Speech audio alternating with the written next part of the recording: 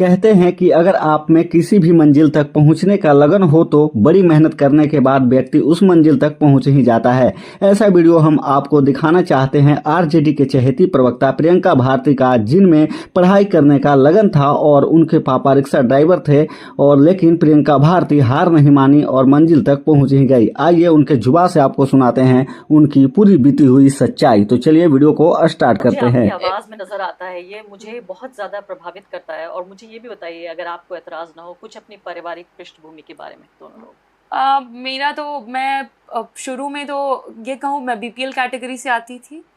भैया ने जॉब पकड़ा, वो ऑल्दो भैया पढ़ाई करना चाहता था, लेकिन घर की पारिवारिक स्थिति बिल्कुल ठीक नहीं थी, तो उसने पढ़ाई छोड़ करके जॉब किया। तो जापानीज़ लैंग्वेज उसने सीखा, तो वहाँ जॉब कर रहा था। बस उसके चलते ही मैं ये भी मानती हूँ कि मैं आगे पॉलिटिक्स कर पाई, क्योंकि मैं तो बीए सेकेंड ईयर से ही ट्यूशन पढ़ाना शुरू कर दिया। ट्यूशन पढ़ा के, ताकि घर से एक पैसा 2017 से आज तक मैंने नहीं लिया। भले दिवाली आएगा तो कुछ छोटा मोटा पैसा जुटा करके ट्यूशन का मैं कुछ भेज दिया करती, ताकि लोग खुश रहे घर पे। एक होता नहीं, खुशी का माहौल आप देते हैं।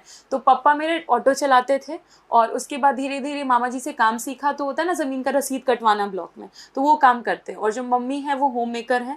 तो पढ़ाई तो मम्मी की 4th क्लास के बाद नहीं हुई, क्योंकि नाना जी का भी मर्डर हो गया था, तो इस चलते मम्मी का कुछ नहीं हो पाया। और पापा का ये रहा कि कहते हैं ना कि पैसे से अमीर नहीं, पर मूल्यों से बहुत अमीर है परिवार। हमेशा से पापा का था, जन्म भी नहीं मेरा हुआ तो सोच रहे थे कि बेटी को सबसे अच्छे स्कूल में पढ़ाएंगे, कर्ज लेना पड़ेगा लेकिन पढ़ाएंगे। तो किसी तरीके से मतलब उन्होंने बहुत जद्दोजहद करके मुझे जेएनयू तक पहुंचाया है। तो मैं तो ताउम्र कहेंगे कि इन्हीं की शुक्रगुजार होंगी। तो खास तौर पर मम्मी से ज़्यादा मैं अभी भी कहती हूँ पापा, क्योंकि मम्मी कई बार होता है कि उनका परिवार कहता था कि क्यों बेटी पे इतना खर्च कर रही हो, बेटा को पढ़ा लो, इसको सरकारी स्कूल में डाल दो।